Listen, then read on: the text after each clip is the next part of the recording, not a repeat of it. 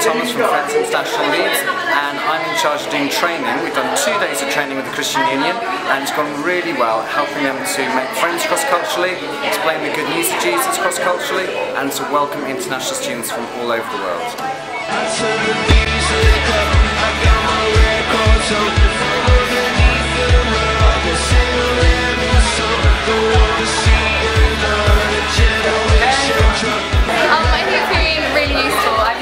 Anything like this, so I'm really looking forward to it, and I think it's definitely helped me a lot more prepared for it, and it's really interesting learning about like the different cultural differences between like Britain and Chinese and something like that, so it's made me really excited about the outlook.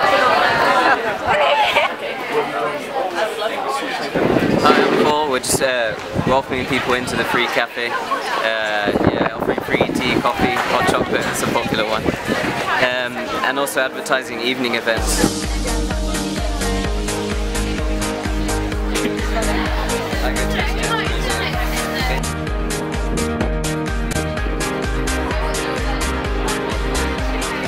I've just had an amazing conversation with a girl called Michelle from China. She'd never heard of Christianity before. She's really interested, and I prayed with her, which was really cool, and she's going to come to a Bible study tonight, which is great. My name is Shin, and I'm from Japan. Every Christian Union's people are so generous and kind, so I can enjoy talking with them. We're here at the quiz to see you. It's a very surreal affair. My team will demonstrate this now.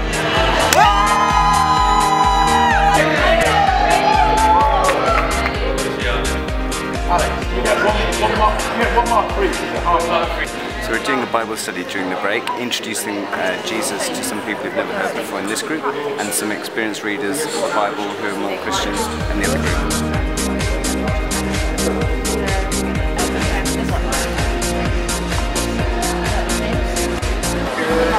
大家好，我的名字叫 Joy。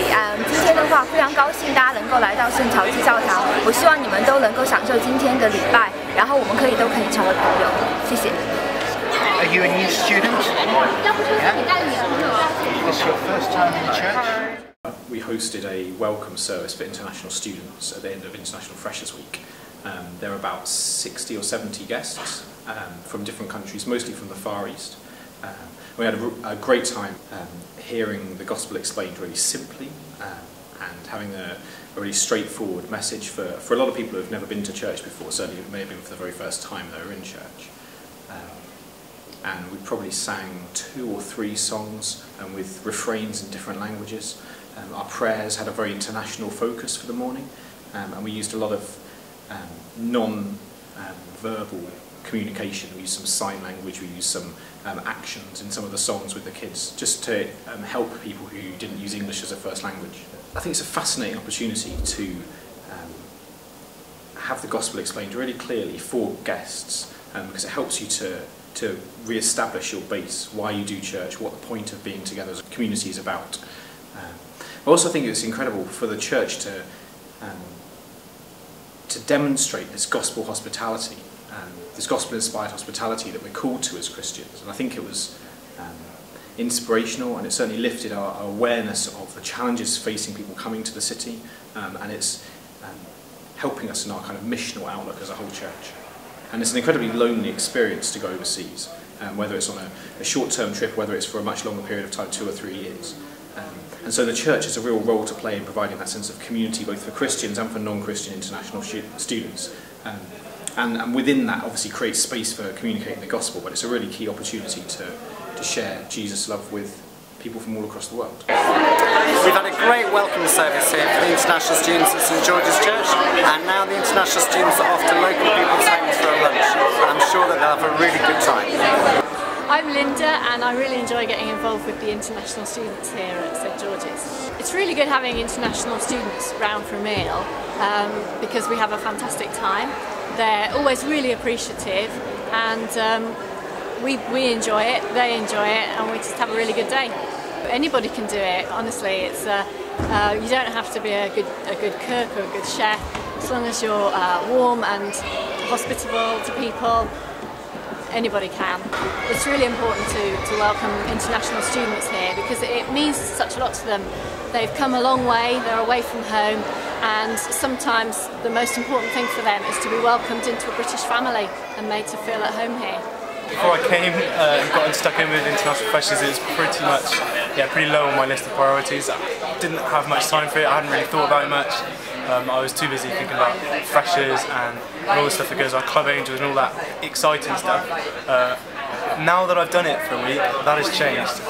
It's now, I think, it's amazing. It's probably gone up to being one of the top things in my year as far as the CU goes. On the first evening event we did an evening of fairground games, followed by a Bible study, which was in the middle, an optional Bible study for those who came. We split into two groups, with one for more experienced and one for people who've never read the Bible before. And that was the group I was in, for people who've never read the Bible before.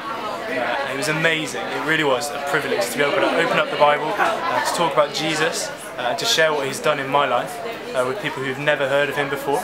That was just a fantastic experience, and like one that you hear about often.